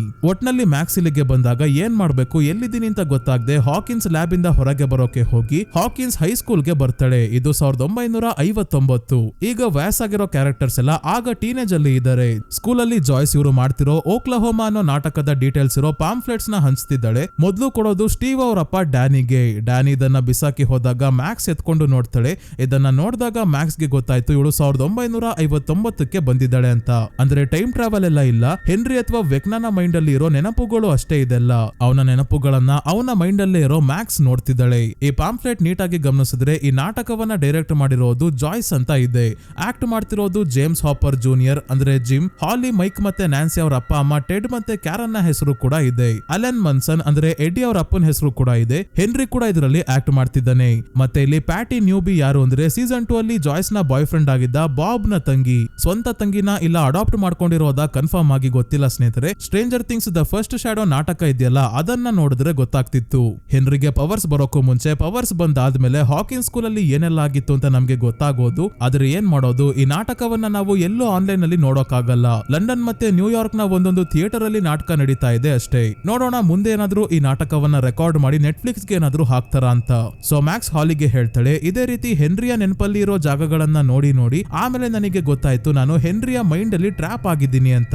ಅವನ ಈ ಜೈಲ್ಗೆ ನಾನೇ ಖೈದಿ ಆಗಿದ್ದೆ ಅಂದಾಗ, ಓ ಕ್ಯಾಮೆಜಾಡ್ಸ್ ತರ ಅಲ್ವಾ ಅಂತಾಳೆ ಹಾಲಿ. ಕ್ಯಾಮೆಜಾಡ್ಸ್ ಅನ್ನೋ ಒಂದು planet A wrinkle in time book ಅಲ್ಲಿ ಬರುತ್ತೆ ಸ್ನೇಹಿತರೆ. ಈ ಬುಕ್ ತುಂಬಾನೇ ಇಂಪಾರ್ಟೆಂಟ್ ಅಂತ ಮೊದ್ಲಿಂದಾನು ಹೇಳಿದ್ದೀನಿ ಸ್ನೇಹಿತರೆ. ಏನ್ ಸ್ಟೋರಿ ಬುಕ್ ಇಂದು ಅಂದ್ರೆ, ಮೆಗ್ ಅನ್ನೋ ಹುಡುಗಿಯ ತಂದೆ ಗವರ್ಮೆಂಟ್ ಅವರ ಸೀಕ್ರೆಟ್ ಪ್ರಾಜೆಕ್ಟ್ ಮೇಲೆ ವರ್ಕ್ ಮಾಡ್ತಿರ್ತಾರೆ. ಟೈಮ್ ಟ್ರಾವೆಲ್ ಪ್ರಾಜೆಕ್ಟ್ ಅದು. ಒಂದು ಟೆಸರಾಕ್ಟ್ ನ ಸಹಾಯದಿಂದ ಟೈಮ್ ಟ್ರಾವೆಲ್ ಮಾಡ್ತಿರ್ತಾರೆ. ಟೆಸರಾಕ್ಟ್ ಏನು ಅಂತ ಹಿಂದಿನ ಎಪಿಸೋಡ್ ನ ವಿಡಿಯೋ ಅಲ್ಲಿ ಹೇಳಿದ್ದೀನಿ ಸ್ನೇಹಿತರೆ. ಮೆಗ್ ಅವರಪ್ಪ ಇದ್ದಕ್ಕಿದ್ದಂಗೆ ಕಾಣೆ ಆದಾಗ ಮೆಗ್ ತನ್ನ ತಮ್ಮ ಮತ್ತೆ ಫ್ರೆಂಡ್ ಜೊತೆ ಸೇರಿ ತಂದೆಯನ್ನ ಹುಡ್ಕೊಂಡು ಟೈಮ್ ಟ್ರಾವೆಲ್, ಸ್ಪೇಸ್ ಟ್ರಾವೆಲ್ ಎಲ್ಲ ಮಾಡಿ ಕೊನೆಗೆ ಕ್ಯಾಮೆಜಾಡ್ಸ್ ಅನ್ನೋ ಪ್ಲಾನೆಟ್ ಗೆ ಬಂದಾಗ ಗೊತ್ತಾಗುತ್ತೆ ಇಟ್ ಅನ್ನೋ ಒಂದು ದುಷ್ಟಶಕ್ತಿ ಅವರನ್ನ ಇದೇ ಪ್ಲಾನೆಟ್ ಅಲ್ಲಿ ಬಂಧಿಸಿ ಇಟ್ಟಿದೆ. ಇಟ್ಟಿಂದ ಮೆಗ್ ತನ್ನ ತಂದೆಯನ್ನ ಹೇಗೆ ಕಾಪಾಡ್ತಾಳೆ ಅನ್ನೋದೇ ಈ ನಾವೆಲ್ ನ ಸ್ಟೋರಿ. ಒಂದು ಸೆಕೆಂಡ್ ಗೆ ಇಟ್ ಇಲ್ಲೂ ಬಂದ್ಬಿಡ್ತಾ ಅಂತ ನನಗೆ ಕನ್ಫ್ಯೂಸ್ ಆಗೋಯ್ತು. ಆದ್ರೆ ಸ್ವಲ್ಪ ರಿಸರ್ಚ್ ಮಾಡಿದಾಗ ಗೊತ್ತಾಯ್ತು ಸ್ನೇಹಿತರೆ, ಸ್ಟೀಫನ್ ಕಿಂಗ್ ಅವರ ಇಟ್ಟೆ ಬೇರೆ, ವ್ರಿಂಕಲ್ ಟೈಮ್ ಅಲ್ಲಿ ಬರೋ ಇಟ್ಟೆ ಬೇರೆ. ವ್ರಿಂಕಲ್ ಇನ್ ಟೈಮ್ ಅಲ್ಲಿ ಇರೋ ಇಟ್ಟು ದೇಹ ಇಲ್ದೇ ಇರೋ ಒಂದು ದೊಡ್ಡ ಮೆದುಳಿನ ರೂಪದಲ್ಲಿ ಇರುತ್ತೆ. ಈ ದುಷ್ಟ ಶಕ್ತಿಗೂ ವೆಕ್ನಾಗೂ ತುಂಬಾನೇ ಸಿಮಿಲಾರಿಟೀಸ್ ಇದೆ. ವೆಕ್ನಾ ಹೇಗೆ ಹೈವ್ ಮೈಂಡ್ ನ ಯೂಸ್ ಮಾಡಿ ಎಲ್ಲವನ್ನ ಕಂಟ್ರೋಲ್ ಮಾಡ್ತಾನೋ, ಅದೇ ರೀತಿ ಇಟ್ ಕೂಡ ಕ್ಯಾಮೆಜಾರ್ಡ್ಸ್ ಪ್ಲಾನೆಟ್ ಅಲ್ಲಿ ಇರೋ ಎಲ್ಲರನ್ನ ತನಿಗೆ ಬೇಕಾದ ಹಾಗೆ ಕಂಟ್ರೋಲ್ ಮಾಡುತ್ತೆ. ಇಬ್ಬರಿಗೂ ಸೈಕಿಕ್ ಪವರ್ಸ್ ಇದೆ. ವೆಕ್ನಾ ಎಲ್ಲರನ್ನ ಹೇಗೆ ತನ್ನ ಮೈಂಡ್ ಅಲ್ಲಿ ಟ್ರ್ಯಾಪ್ ಮಾಡ್ತಾನೋ, ಅದೇ ರೀತಿ ಇಟ್ ಕೂಡ ತನ್ನ ಕ್ಯಾಮೆಜಾರ್ಡ್ಸ್ ಪ್ಲಾನೆಟ್ ಅಲ್ಲಿ ಟ್ರ್ಯಾಪ್ ಮಾಡೋದು. ಸೊ ಮ್ಯಾಕ್ಸ್ ಮುಂದೆ ಏನಾಯ್ತು ಅಂತ ಕಂಟಿನ್ಯೂ ಮಾಡ್ತಾಳೆ. ವೆಕ್ನಾನ ನೆನಪುಗಳನ್ನೆಲ್ಲ ನೋಡ್ತಾ ವಾಪಸ್ ಹಾಕಿನ್ಸ್ ಲ್ಯಾಬ್ ಗೆನೆ ಬಂದಾಗ ಇವಳಿಗೆ ತನ್ನ ಫೇವರೇಟ್ ಸಾಂಗ್ ಕೇಳಿಸುತ್ತೆ. ನಾವು ಯಾವುದೇ ಜಾಗದಲ್ಲಿ ಇದ್ರು ಅಲ್ಲಿಗೆ ತಲುಪುವಂತ ಶಕ್ತಿ ಕೇವಲ ಮ್ಯೂಸಿಕ್ ಗೆ ಮಾತ್ರ ಇರೋದು ಅಂತ ಮ್ಯಾಕ್ಸ್ ಗೆ ಗೊತ್ತಿರೋದ್ರಿಂದ ಹಾಡು ಯಾವ ಕಡೆಯಿಂದ ಬರ್ತಿದ್ಯೋ ಅದೇ ಕಡೆ ಹೊರಟಾಗ ಮತ್ತೊಂದು ನೆನಪಿಗೆ ಬರ್ತಾಳೆ. ವೆಕ್ನಾ ಇವಳನ್ನ ಟಾರ್ಗೆಟ್ ಮಾಡಿದ ದಿನ ಇದು. ಇದಾದ್ಮೇಲೆ ಒಂದಾದ್ಮೇಲೆ ಒಂದು ತನ್ನ ಕೆಟ್ಟ ನೆನಪುಗಳನ್ನೇ ನೋಡ್ತಾ ಹೋಗ್ತಾಳೆ. ಯಾಕಂದ್ರೆ ವೆಕ್ನಾ ಇವಳು ಏನ್ ನೋಡ್ತಿದ್ದಾಳೆ, ಏನ್ ಮಾಡ್ತಿದ್ದಾಳೆ ಅಂತ ಗಮನಿಸ್ತಾ ಇರ್ತಾನಲ್ಲ. ಹಾಗಾಗಿ ಕೊನೆಗೆ ಮ್ಯಾಕ್ಸ್ ನ ವೆಕ್ನಾ ಸಾಯಿಸೋ ದಿನ ಸಾಯಿಸೋ ಜಾಗಕ್ಕೆ ಬಂದಾಗ ಇಲ್ಲೇ ವಾಪಸ್ ವೆಕ್ನಾನ ಮೈಂಡ್ ಇಂದ ಹೊರಗೆ ಹೋಗೋ ಪೋರ್ಟಲ್ ಕಾಣ್ತಾ ಇದೆ. ಲೋಕಸ್ ಹಾಸ್ಪಿಟಲ್ ಅಲ್ಲಿ ಇವಳಿಗೋಸ್ಕರ ಸಾಂಗ್ ಪ್ಲೇ ಮಾಡಿರೋದು. ಮ್ಯಾಕ್ಸ್ ತುಂಬಾನೇ ಖುಷಿಯಾಗಿ ಪೋರ್ಟಲ್ ಇಂದ ಹೊರಗೆ ಹೋಗೋಕೆ ನೋಡಿದಾಗ ಸರಿಯಾದ ಸಮಯಕ್ಕೆ ಹಾಡು ನಿಂತೋಗುತ್ತೆ. ಹಾಡನ್ನ ಪ್ಲೇ ಮಾಡಿದ ಲೂಕಸ್ಗೂ ಕೂಡ ಕನ್ಫ್ಯೂಸ್ ಆಗುತ್ತೆ, ಇದ್ಯಾಕೆ ಸಾಂಗ್ ನಿಂತೋಯ್ತು ಅಂತ. ಈ ಕಾರಣದಿಂದ ಪೋರ್ಟಲ್ ಕ್ಲೋಸ್ ಆಯ್ತು. ಹಿಂದೆನೆ ಹೆನ್ರಿ ಕೂಡ ಬರ್ತಾನೆ. ನನಗನ್ಸೋ ಪ್ರಕಾರ ಇವನೇ ಕ್ಯಾಸೆಟ್ ಪ್ಲೇಯರ್ ಅಲ್ಲಿ ಬರ್ತಿದ್ದ ಸಾಂಗ್ ನ ಆಫ್ ಮಾಡಿರ್ಬೋದು. ಮ್ಯಾಕ್ಸ್ ಇವನಿಂದ ತಪ್ಪಿಸ್ಕೊಂಡು ಗುಹೆಗಳ ಹತ್ರ ಬಂದಾಗ ಎಲ್ಲೂ ಹೋಗೋಕೆ ಜಾಗ ಇಲ್ದೆ ಆಗಿದ್ದಾಗೋಗ್ಲಿ ಅಂತ ಗುಹೆ ಒಳಗೆ ಓಡ್ ಬರ್ತಾಳೆ. ಆದ್ರೆ ಹೆನ್ರಿ ಬರೋದಿಲ್ಲ. ಗುಹೆಯನ್ನ ನೋಡಿ ತುಂಬಾನೇ ಹೆದರ್ಕೊಂತ ಇದ್ದಾನೆ. ಯಾಕೆ ಅಂತ ಈಗ ತೋರ್ಸಲ್ಲ. ಮ್ಯಾಕ್ಸ್ ಇದೇ ವೀಕ್ನೆಸ್ ನ ಇಟ್ಕೊಂಡು ಇಲ್ಲೇ ಸೆಟಲ್ ಆಗ್ತಾಳೆ. ಹಣೆ ಬರಹ ಇದ್ದಂಗಾಗುತ್ತೆ ಅಂತ ಸುಮ್ನಾಗ್ಬಿಡ್ತಾಳೆ. ತಪ್ಪಿಸ್ಕೊಳ್ಳೋಕೆ ಪ್ರಯತ್ನ ಪಡೋದೇ ಇಲ್ಲ. ಎಲ್ಲಿವರೆಗೂ ಅಂದ್ರೆ ಹಾಲಿ ಬರೋವರೆಗೂ. ಹಾಲಿಗೆ ಮ್ಯಾಕ್ಸ್ ವಾಪಸ್ ಹೆನ್ರಿಯ ಮನೆಗೆ ಹೋಗಿ ಇವಳು ಹೇಳ್ಕೊಟ್ಟಂಗೆ ಮಾಡೋದಾಗಿ ಹೇಳ್ತಾಳೆ. ಈ ರೀತಿ ಮಾಡೋದ್ರಿಂದ ಇಬ್ರು ಕೂಡ ಇಲ್ಲಿಂದ ಎಸ್ಕೇಪ್ ಆಗ್ಬೋದು ಅಂತ ಕೂಡ ಹೇಳ್ತಾಳೆ. ಏನ್ ಪ್ಲಾನ್ ಅಂತ ಈಗ್ಲೇ ತೋರ್ಸಲ್ಲ. ನಾವು ಹೆನ್ರಿ ಯಾಕೆ ಗುಹೆ ಒಳಗೆ ಹೋಗ್ಲಿಲ್ಲ ಅನ್ನೋದನ್ನ ನೋಡೋಣ. ಈ ವಿಷಯ ಮುಂದಿನ ಎಪಿಸೋಡ್ಸ್ ಅಲ್ಲಿ ತೋರಿಸ್ತಾರೋ ಇಲ್ವೋ ಗೊತ್ತಿಲ್ಲ. ಆದ್ರೆ stranger things the first shadow ನಾಟಕದಲ್ಲಿ ನೀಟಾಗಿ ತೋರಿಸಿದ್ದಾರೆ. ಹೆನ್ರಿ ಚಿಕ್ಕವನಿದ್ದಾಗ ನೆವಾಡಾ ಅಲ್ಲಿ ಇದ್ದಿದ್ದು, ಅಂದ್ರೆ ಹಾಕಿನ್ಸ್ ಗೆ ಬರೋಕು ಮುಂಚೆ. ಒಂದ್ಸಲ ಹೆನ್ರಿ ಈ ಗುಹೆ ಹತ್ರ ಬಂದಿರ್ತಾನೆ. ಗುಹೆಯ ಒಳಗೆ ಬೇರೆ ಡೈಮೆನ್ಷನ್ ಗೆ ಹೋಗೋಕೆ ಸಹಾಯ ಮಾಡುವಂತ ಒಂದು ಮಷೀನ್ ಇರುತ್ತೆ. ಈ ಮಷೀನ್ ಇಲ್ಲಿಗೆ ಎಲ್ಲಿಂದ ಬಂತು ಅಂದ್ರೆ ಇದಕ್ಕೆ ರಷ್ಯನ್ ಸ್ಪೈ ಒಬ್ಬ ಕಾರಣ. ಏನಾಗಿರುತ್ತೆ ಅಂದ್ರೆ ಹಾಕಿನ್ಸ್ ಲ್ಯಾಬ್ ನ ಹಳೆ ಡೈರೆಕ್ಟರ್ ಆಗಿದ್ದ ಮಾರ್ಟಿನ್ ನೆವಾಡಾ ಎಕ್ಸ್ಪೆರಿಮೆಂಟ್ ನ ಹೆಸರಲ್ಲಿ ಬೇರೆ ಡೈಮೆನ್ಷನ್ ಗೆ ಹೋಗೋಕೆ ಹೆಲ್ಪ್ ಮಾಡುವಂತ ಒಂದು ಎಕ್ವಿಪ್ಮೆಂಟ್, ಒಂದು ಮಷೀನ್ ನ ರೆಡಿ ಮಾಡ್ತಿರ್ತಾರೆ. ಆ ಮಷೀನ್ ನ ರಷ್ಯನ್ ಸ್ಪೈ ಒಬ್ಬ ಕತ್ಕೊಂಡ್ ಬಂದು ಈ ಗುಹೆಯ ಒಳಗೆ ಇಟ್ಟಿದ್ದ. ಹೆನ್ರಿ ಗುಹೆ ಒಳಗೆ ಹೋಗಿ ಮಿಸ್ ಆಗಿ ಆ ಮಷೀನ್ ನ ಆಕ್ಟಿವೇಟ್ ಮಾಡಿದಾಗ ಇಲ್ಲಿಂದ ಟೆಲಿಪೋರ್ಟ್ ಆಗಿ ಡೈಮೆನ್ಷನ್ ಎಕ್ಸ್ ಅನ್ನೋ ಒಂದು ಆಲ್ಟರ್ನೇಟ್ ಡೈಮೆನ್ಷನ್ ಗೆ ಹೋಗಿರ್ತಾನೆ. ಅಲ್ಲೇ ಇದ್ದ ಮೈಂಡ್ ಫ್ಲೇಯರ್ ಇವನನ್ನ ಪೊಸೆಸ್ ಮಾಡ್ಕೊಂಡು ಇವನಿಗೆ ಸೈಕಿಕ್ ಪವರ್ಸ್ ಎಲ್ಲ ಕೊಟ್ಟು ಹೆನ್ರಿನ ಸಂಪೂರ್ಣವಾಗಿ ಚೇಂಜ್ ಮಾಡುತ್ತೆ. ಎಲ್ಲ ಆಗಿ 12 ಗಂಟೆಗಳ ನಂತರ ವಾಪಸ್ ನಮ್ಮ ಭೂಮಿಗೆ ಬಂದಿರ್ತಾನೆ. ಅಂದ್ರೆ ಅವನು 12 ಗಂಟೆಗಳ ಕಾಲ ಡೈಮೆನ್ಷನ್ ಎಕ್ಸ್ ಅಲ್ಲಿ ಇದ್ದ. ಈಗ 12 ಮಕ್ಕಳನ್ನ ಕಿಡ್ನಾಪ್ ಮಾಡ್ತಿದ್ದಾನೆ. ಏನ್ ಕತೆ ಅಂತ ಮುಂದಿನ ಎಪಿಸೋಡ್ಸ್ ಅಲ್ಲಿ ನೋಡ್ಬೇಕು. ಇದೆಲ್ಲ ಆದ್ಮೇಲೆ ಮಾರ್ಟಿನ್ಗೆ ಈ ಮಷಿನ್ ಗುಹೆಯ ಒಳಗಿರೋದು ಗೊತ್ತಾಗಿ ಮಷಿನ್ ವಾಪಸ್ ಎತ್ಕೊಂಡು ಹೋಗೋಕೆ ಬಂದಾಗ ಅಲ್ಲೇ ಹೆನ್ರಿ ಹತ್ರ ಇದ್ದ ಟೆಲಿಸ್ಕೋಪ್ ಸಿಕ್ಕಿರುತ್ತೆ. ಹಿಂದಿನ ಎಪಿಸೋಡ್ ಅಲ್ಲಿ ಹಾಲಿ ಹೆನ್ರಿಯ ಮನೆಯಲ್ಲಿ ಇದೇ ಟೆಲಿಸ್ಕೋಪ್ ನ ನೋಡಿದ್ದು. ಈ ಟೆಲಿಸ್ಕೋಪ್ ನ ಸಹಾಯದಿಂದ ಇದರ ಓನರ್ ಆಗಿರೋ ಹೆನ್ರಿನ ಹುಡ್ಕೋಕೆ ಶುರು ಮಾಡಿದವನು. ಹೆನ್ರಿ ತನ್ನ ಫ್ಯಾಮಿಲಿ ಜೊತೆ ಹಾಕಿನ್ಸ್ ಗೆ ಬಂದ ಮೇಲೆ ಮಾರ್ಟಿನ್ ಕೂಡ ಹಾಕಿನ್ಸ್ ಗೆ ಬರ್ತಾರೆ. ಹೆನ್ರಿ ತನ್ನ ಪವರ್ಸ್ ಇಂದ ತನ್ನ ತಾಯಿ ಮತ್ತೆ ಸಹೋದರಿಯನ್ನ ಸಾಯಿಸಿ ತಂದೆನ ಮೆಂಟಲ್ ಹಾಸ್ಪಿಟಲ್ ಗೆ ಕಳಿಸಿದ ನಂತರ ಇವನು ಆಲ್ಟರ್ನೇಟ್ ಡೈಮೆನ್ಷನ್ ಗೆ ಹೋಗಿ ಬಂದಿರೋ ವಿಷಯ ಗೊತ್ತಿರೋ ಮಾರ್ಟಿನ್ ಹಾಕಿನ್ಸ್ ಲ್ಯಾಬ್ ಗೆ ಹೆನ್ರಿನ ಕರ್ಕೊಂಡು ಹೋಗ್ತಾರೆ. ಅಲ್ಲಿ ಹೆನ್ರಿ 11 ಗೆ ತನ್ನ ಫಿಲಾಸಫಿ ಬಗ್ಗೆ ಹೇಳ್ತಾನೆ. ಅದೇ ಭೂಮಿ ಪರ್ಫೆಕ್ಟ್ ಆಗಿಲ್ಲ. ಮನುಷ್ಯರು ತಮ್ಮ ನಿಜವಾದ ಉದ್ದೇಶ ಮರೆತು ಪ್ರತಿದಿನ ಕೇವಲ ನಾಟಕ ಆಡ್ಕೊಂಡು ಬದುಕ್ತಾ ಇದ್ದಾರೆ. ಹುಟ್ಟೋದು, ಮಕ್ಕಳು ಮಾಡೋದು, ದುಡಿಯೋದು, ಸಾಯೋದು ಬಿಟ್ರೆ ಏನು ಇಲ್ಲ. ಇದೆಲ್ಲವನ್ನ ಚೇಂಜ್ ಮಾಡಿ ಹೊಸ ಪ್ರಪಂಚವನ್ನ ಕಟ್ಟಬೇಕು. ಅದಕ್ಕೆ ನೀನು ನನಗೆ ಸಹಾಯ ಮಾಡ್ಬೇಕು ಅಂತ 11 ಗೆ ಕೇಳಿದಾಗ 11 ತನ್ನ ಪವರ್ಸ್ ನ ಮಿತಿ ಮೀರಿ ಯೂಸ್ ಮಾಡಿ ಇವನ ಮೇಲೆ ದಾಳಿ ಮಾಡಿದಾಗ ಎಷ್ಟು ಎನರ್ಜಿ ಕ್ರಿಯೇಟ್ ಆಗುತ್ತೆ ಅಂದ್ರೆ ಡೈಮೆನ್ಷನ್ ಎಕ್ಸ್ ಗೆ ಪೋರ್ಟಲ್ ಓಪನ್ ಆಗ್ಬಿಡುತ್ತೆ. ನಮ್ಮ ಭೂಮಿಗೆ ಹತ್ರ ಇರೋ ಈಸಿಯಾಗಿ ಆಕ್ಸೆಸ್ ಮಾಡೋಕ್ಕಾಗುವಂತಹ ಒಂದು ಡೈಮೆನ್ಷನ್ ಅಂದ್ರೆ ಅದು ಡೈಮೆನ್ಷನ್ ಎಕ್ಸ್ ಆಗಿರ್ಬೋದು. ಅದಕ್ಕೆ ಅಲ್ಲಿಗೆನೆ ಪೋರ್ಟಲ್ ಓಪನ್ ಆಗಿದೆ ಅಂತ ಅನ್ಸುತ್ತೆ. 11 ಹೆನ್ರಿನ ಡೈಮೆನ್ಷನ್ ಎಕ್ಸ್ ಗೆ ಕಳ್ಸೋದು ಸ್ನೇಹಿತರೆ ಅಪ್ಸೈಡ್ ಡೌನ್ ಗೆ ಅಲ್ಲ. ಚಿಕ್ಕವನಿದ್ದಾಗ ಮೈಂಡ್ ಫ್ಲೇಯರ್ ಇಂದಾನೆ ಪವರ್ಸ್ ಪಡ್ಕೊಂಡು ವಾಪಸ್ ಮೈಂಡ್ ಫ್ಲೇಯರ್ ಮತ್ತೆ ಬೇರೆ ಬೇರೆ ಮಾನ್ಸ್ಟರ್ಸ್ ಮತ್ತೆ ಏಲಿಯನ್ ಜೀವಿಗಳಿರೋ ಡೈಮೆನ್ಷನ್ ಎಕ್ಸ್ ಪ್ಲಾನೆಟ್ ಗೆ ಹೋಗಿರ್ತಾನೆ. ಅಲ್ಲಿ ಇವನೇ ತನ್ನ ಪವರ್ಸ್ ಇಂದ ಮೈಂಡ್ ಫ್ಲೇಯರ್ ಗೆ ಒಂದು ರೂಪವನ್ನ ಕೂಡ ಕೊಡ್ತಾನೆ. ಇದಾದ್ಮೇಲೆ ಸ್ಲೋ ಆಗಿ ತನ್ನೊಳಗಿರೋ ಮಾನ್ಸ್ಟರ್ ಹೊರಗೆ ಬಂದು ವೆಕ್ನಾ ಆಗ್ತಾನೆ. ಆದ್ರೆ ಮುಖ್ಯವಾದ ವಿಷಯ ಏನಂದ್ರೆ ಇಷ್ಟೆಲ್ಲ ಆದ್ರೂ ಕೂಡ ಇವನಿಗೆ ಹಾಕಿನ್ಸ್ ಗೆ ಬರೋಕಾಗಿರ್ಲಿಲ್ಲ. ಇದಕ್ಕೂ ಕೂಡ ಮಾರ್ಟಿನ ಕಾರಣ ಆಗ್ತಾರೆ. 11 ಕೈಯಲ್ಲಿ ಡೆಮೋಗಾರ್ಗನ್ ನ ಕಾಂಟ್ಯಾಕ್ಟ್ ಮಾಡ್ಸೋಕೆ ನೋಡಿದಾಗ ಇವಳಿಗೆ ಗೊತ್ತಿಲ್ದಂಗೆ ಡೈಮೆನ್ಷನ್ ಎಕ್ಸ್ ಗೆ ಡೋರ್ ಓಪನ್ ಮಾಡ್ತಾಳೆ. ಅಪ್ಸೈಡ್ ಡೌನ್ ಗೆ ಅಲ್ಲ. ಡೋರ್ ಓಪನ್ ಮಾಡಿ ಆದ್ಮೇಲೆ 1983ರಲ್ಲಿ ಅಪ್ಸೈಡ್ ಡೌನ್ ಸೃಷ್ಟಿ ಆಗುತ್ತೆ. ಹಾಕಿನ್ಸ್ ಹೇಗಿತ್ತೋ ಅದೇ ರೀತಿ ಅಪ್ಸೈಡ್ ಡೌನ್ ಅನ್ನೋ ಒಂದು ಜಾಗ ಕ್ರಿಯೇಟ್ ಆಗಿ ಈ ಅಪ್ಸೈಡ್ ಡೌನ್ ಡೈಮೆನ್ಷನ್ ಎಕ್ಸ್ ಮತ್ತೆ ನಮ್ಮ ಜಗತ್ತಿನ ನಡುವೆ ಇರೋ ಬ್ರಿಡ್ಜ್ ನ ರೀತಿ ಕೆಲಸ ಮಾಡುತ್ತೆ. ಮೈಂಡ್ ಫ್ಲೇಯರ್ ಡೆಮೋಗಾರ್ಗನ್ಸ್ ಎಲ್ಲ ಅಪ್ಸೈಡ್ ಡೌನ್ ಗೆ ಅವಾಗವಾಗ ಬಂದು ಹೋಗ್ತಿದ್ದಾವೆ. ಅಲ್ಲಿಂದ ಹಾಕಿನ್ಸ್ ಗೂ ಬರೋಕೆ ಶುರು ಮಾಡಿದಾಗ ಸ್ಟ್ರೇಂಜರ್ ಥಿಂಗ್ಸ್ ಸೀಸನ್ 1 ನ ಸ್ಟೋರಿ ಶುರು ಆಯ್ತು. ಮೈಂಡ್ ಫ್ಲೇಯರ್ ವೆಕ್ನಾನ ಬಳಸ್ಕೊಂಡು ಭೂಮಿ ಮೇಲೆ ಆಕ್ರಮಣ ಮಾಡೋಕೆ ನೋಡ್ತಿದೆ. ಇದೆಲ್ಲ ಶುರು ಆಗಿದ್ದು ಗುಹೆಯಿಂದಾನೆ ಅಲ್ವಾ, ಅದಕ್ಕೆ ಇವತ್ತಿಗೂ ಆ ಗುಹೆ ಒಳಗೆ ಹೋಗೋಕೆ ಹೆದರುಕೊಂತಾನೆ ಹೆನ್ರಿ. ಇದನ್ನೇ ಅಡ್ವಾಂಟೇಜ್ ಆಗಿ ತಗೊಂಡು ಮ್ಯಾಕ್ಸ್ ಇಲ್ಲಿ ಸುರಕ್ಷಿತವಾಗಿ ಇದ್ದಾಳೆ.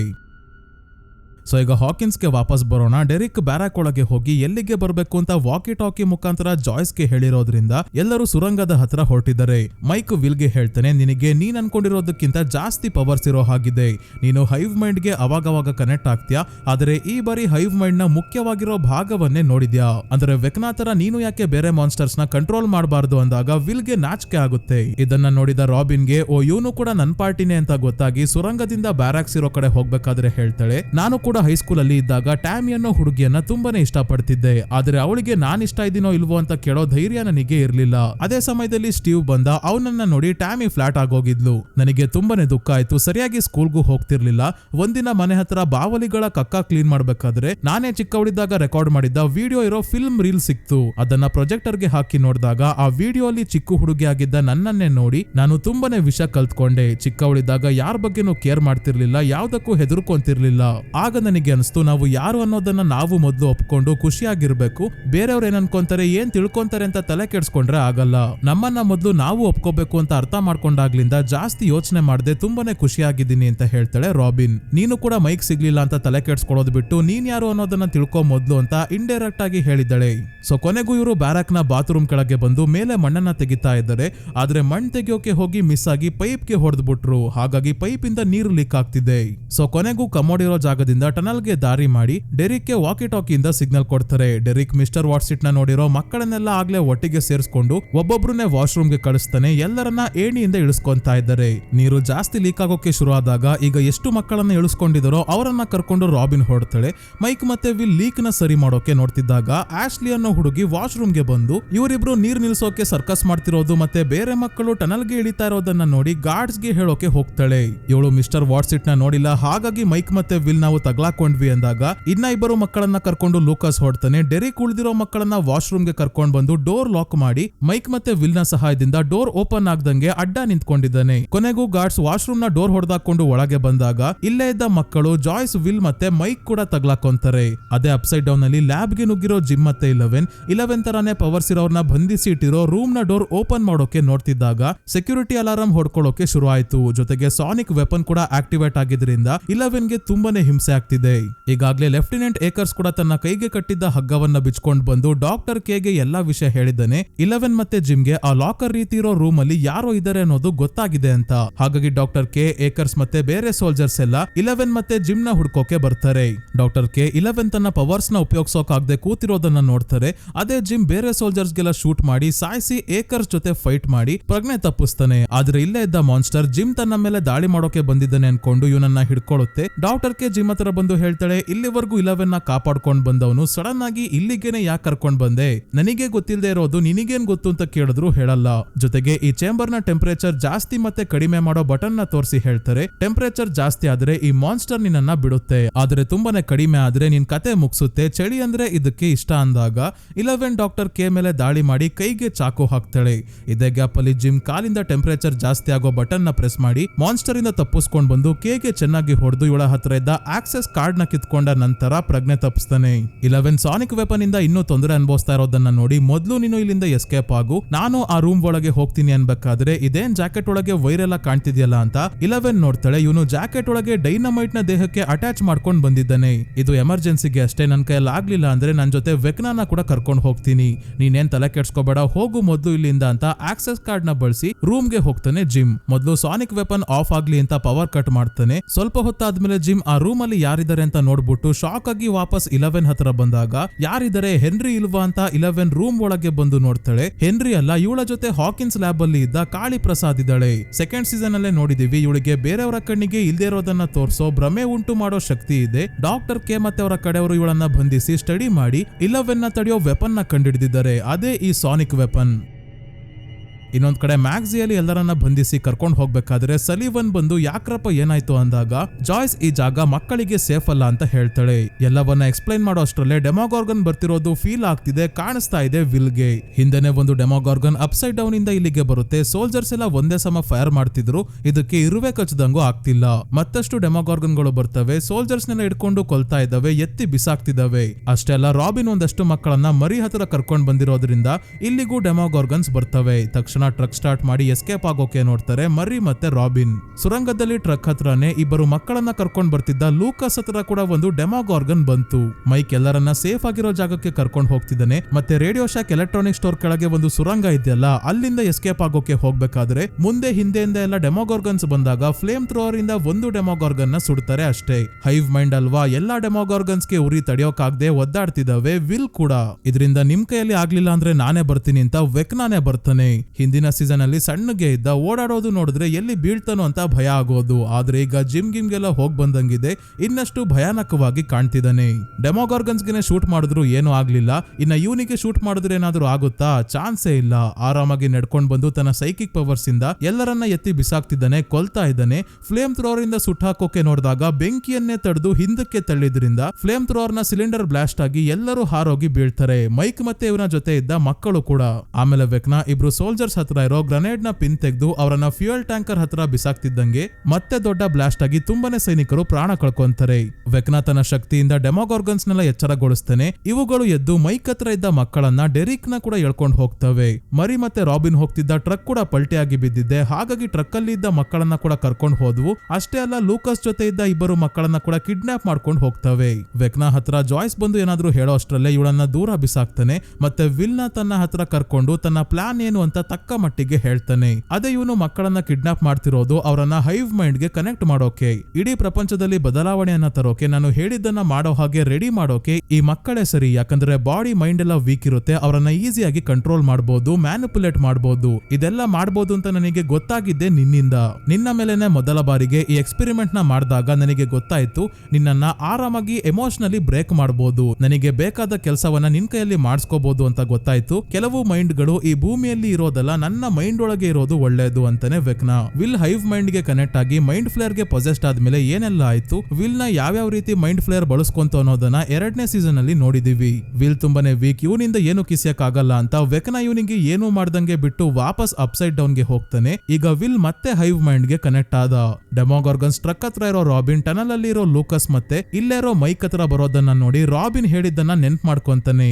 ಹೇಗೆ ಅವಳು ತನ್ನ ಹಳೆ ವಿಡಿಯೋಸ್ ನೋಡಿ ತಾನು ಯಾರು ಅನ್ನೋದನ್ನ ಕಂಡಿಡ್ಕೊಂಡ್ಲೋ, ಅದೇ ರೀತಿ ವಿಲ್ ಚಿಕ್ಕವನಿದ್ದಾಗ ಮೊದ್ಲು ಮೈಕ್ ಪರಿಚಯ ಆಗ್ತಾನೆ, ಅವನ ಜೊತೆ ಒಳ್ಳೆ ಫ್ರೆಂಡ್ ಆಗ್ತಾನೆ. ತನ್ನ ತಾಯಿಯ ಜೊತೆ ಖುಷಿಯಾಗಿ ಇದ್ದ ಸಮಯ ತನ್ನ ಅಣ್ಣ ಜಾನಥನ್ ಜೊತೆ ಸೇರಿ ಕಾಡಿನಲ್ಲಿ ಸಣ್ಣ ಕೋಟೆ ಕಟ್ಟಿದ್ದು ಎಲ್ಲವನ್ನ ನೆನ್ಪ್ ಮಾಡ್ಕೊಂಡು ತಾನು ಯಾರು ಅನ್ನೋದನ್ನ ಒಪ್ಕೊಂತಾನೆ. ಚಿಕ್ಕವನಿದ್ದಾಗ ಹೇಗೆ ಯಾವ್ದ್ರ ಬಗ್ಗೆನೋ ತಲೆ ಕೆಡ್ಸ್ಕೊಂಡಲೆ, ಭಯ ಅಂದ್ರೆ ಏನು ಅಂತ ಗೊತ್ತಿಲ್ಲದೆ ಖುಷಿಯಾಗಿ ಇದ್ನೋ, ಅವನೇ ನಿಜವಾದ ವಿಲ್. ಈಗ್ಲೂ ಅಷ್ಟೇ ಇವನಿಗೆ ಹುಡುಗರು ಅಂದ್ರೆ ಇಷ್ಟ ಅಂತ ಗೊತ್ತಾದ್ರೆ ಬೇರೆಯವರು ಏನ್ ಅನ್ಕೊಂತಾರೋ ಅಂತ ಭಯ ಎಲ್ಲ ಇತ್ತಲ್ಲ, ಅದನ್ನೆಲ್ಲ ಬಿಟ್ಟು ನಾನು ಇರೋದೇ ಹೀಗೆ ಅಂತ ಒಪ್ಕೊಂತಾನೆ. ಈಗ ನೋಡ್ತೀವಿ ಮೈಕ್ ಮೇಲೆ ದಾಳಿ ಮಾಡೋಕೆ ಬಂದ ಡೆಮೋಗಾರ್ಗನ್ ಗಾಳಿಯಲ್ಲೇ ಫ್ರೀಸ್ ಆಗಿದೆ. ಹೇಗೆ ಅಂತ ನೋಡಿದ್ರೆ ವಿಲ್ಗೂ ಕೂಡ ಸೈಕಿಕ್ ಪವರ್ಸ್ ಬಂದಿದೆ. ಅಂದ್ರೆ ಕೇವಲ ಇವನು ರಾಬಿನ್ ನ ಮಾತು ಅಷ್ಟೇ ಅಲ್ಲ, ಮೈಕ್ ನ ಮಾತನ್ನ ಕೂಡ ಅರ್ಥ ಮಾಡ್ಕೊಂಡಿದ್ದಾನೆ. ನೀನು ಹೈವ್ ಮೈಂಡ್ ಗೆ ಕನೆಕ್ಟ್ ಆಗ್ತೀಯ ಅಂದ್ರೆ ವೆಕ್ನಾ ತರ ಎಲ್ಲವನ್ನ ಕಂಟ್ರೋಲ್ ಕೂಡ ಮಾಡ್ಬೋದಲ್ವಾ ಅಂತ ಹೇಳಿದ್ನಲ್ಲ. ಈಗ ಹೈವ್ ಮೈಂಡ್ ಇಂದ ಹೆದರ್ಕೊಳ್ಳಲ್ಲ, ಅಲ್ಲಿರೋ ಶಕ್ತಿಯನ್ನೇ ಯೂಸ್ ಮಾಡೋದನ್ನ ಕಲ್ತ್ಕೊಂಡಿದ್ದಾನೆ. ವೆಕ್ನಾನ ಮೈಂಡ್ ಗೆ ಎಲ್ಲ ಕನೆಕ್ಟ್ ಆಗಿದೆ ಅಂದ್ರೆ ವಿಲ್ ಕೂಡ ಒಂದು ರೀತಿ ವೆಕ್ನಾನೇ ಆಗಿದ್ದಾನೆ. ಅವನ ಮೈಂಡ್ ಅಲ್ಲಿ ಇರೋ ಸೈಕಿಕ್ ಪವರ್ಸ್ ನ ಹೈವ್ ಮೈಂಡ್ ಮುಖಾಂತರ ಚಾನಲೈಸ್ ಮಾಡಿ ಆ ಶಕ್ತಿಯನ್ನ ಇಲ್ಲಿ ಬಳಸ್ತಾ ಇದ್ದಾನೆ ವಿಲ್. ಮೈಕ್ ಮುಂದೆ ಇರೋ ಡೆಮೋಗಾರ್ಗನ್ ಅಷ್ಟೇ ಅಲ್ಲ, ಲೂಕಸ್ ಮತ್ತೆ ರಾಬಿನ್ ಹತ್ರ ಇರೋ ಡೆಮೋಗಾರ್ಗನ್ ನ ಕೂಡ ಕಂಟ್ರೋಲ್ ಮಾಡಿ ಸೇಮ್ ಹೇಗೆ ವೆಕ್ನಾ ಹಿಂದಿನ ಸೀಸನ್ ಅಲ್ಲಿ ಎಲ್ಲರನ್ನ ಸಾಯಿಸ್ತಿದ್ನೋ ಅದೇ ರೀತಿ ಡೆಮೋಗಾರ್ಗನ್ ನ ಕೈ ಕಾಲೆಲ್ಲ ಟ್ವಿಸ್ಟ್ ಮಾಡಿ ಮುರ್ದಾಕಿ ಸಾಯಿಸ್ತಾನೆ. ಇದನ್ನ ನೋಡಿ ಲೂಕಸ್ ಮತ್ತೆ ರಾಬಿನ್ ಗೆ ಏನಾಯ್ತು ಅಂತಾನೆ ಗೊತ್ತಾಗ್ತಿಲ್ಲ. ಗೊತ್ತಾಗಿರೋ ಮೈಕ್ ಮತ್ತೆ ಜಾಯ್ಸ್ ಶಾಕ್ ಆಗಿ ನೋಡ್ತಾ ಇದ್ದಾರೆ. ವಿಲ್ ನ ಮೂಗಿನಿಂದ ಸೇಮ್ 11 ತರಾನೇ ರಕ್ತ ಕೂಡ ಬರ್ತಿದೆ. ಇಲ್ಲಿಗೆ ಈ ಎಪಿಸೋಡ್ ಮುಗಿಯುತ್ತೆ ಸ್ನೇಹಿತರೆ. ಮುಂದೆ ಏನಾಗುತ್ತೆ ಅಂತ ತುಂಬಾನೇ ಥಿಯರೀಸ್ ಕೂಡ ಇದೆ ಸ್ನೇಹಿತರೆ, ಆದ್ರೆ ಈ ವಿಡಿಯೋ ಅಲ್ಲಿ ಥಿಯರೀಸ್ ಬಗ್ಗೆ ಮಾತಾಡೋದು ಬೇಡ ಅಂತ ಅನ್ಸುತ್ತೆ. ಕಾರಣ ಏನಂದ್ರೆ ಇನ್ನೇನು ಮುಂದಿನ ಎಪಿಸೋಡ್ಸ್ ಕೂಡ ರಿಲೀಸ್ ಆಗ್ತಿದೆ. ಆಗ ಯಾವ ಪ್ರಶ್ನೆಗಳಿಗೆ ಉತ್ತರ ಸಿಗುತ್ತೆ, ಯಾವ್ದಕ್ಕೆ ಉತ್ತರ ಸಿಗಲ್ಲ ಅನ್ನೋದನ್ನ ನೋಡಿ ಆಮೇಲೆ ಥಿಯರೀಸ್ ಬಗ್ಗೆ ಎಲ್ಲವನ್ನ ಡೀಟೇಲ್ ಆಗಿ ಹೇಳ್ತೀನಿ. ಸೊ ಈ ವಿಡಿಯೋ ನಿಮ್ಗೆ ಹೇಗನಿಸ್ತು ಅಂತ ಸ್ನೇಹಿತರೆ ಕಮೆಂಟ್ಸ್ ಅಲ್ಲಿ ಮಿಸ್ ಮಾಡದೆ ತಿಳಿಸಿ. ವಿಡಿಯೋ ಇಷ್ಟ ಆಗಿದ್ರೆ ಲೈಕ್ ಮಾಡಿ, ಚಾನಲ್ಗೆ ಸಬ್ಸ್ಕ್ರೈಬ್ ಆಗೋದ್ರ ಜೊತೆಗೆ ಹೈಪ್ ಕೂಡ ಮಾಡಿ ಸ್ನೇಹಿತರೆ. ಇದೇ ರೀತಿಯ ವಿಡಿಯೋವಿನೊಂದಿಗೆ ಮತ್ತೆ ನಿಮ್ಮನ್ನ ಭೇಟಿ ಆಗ್ತೀನಿ. ಧನ್ಯವಾದಗಳು.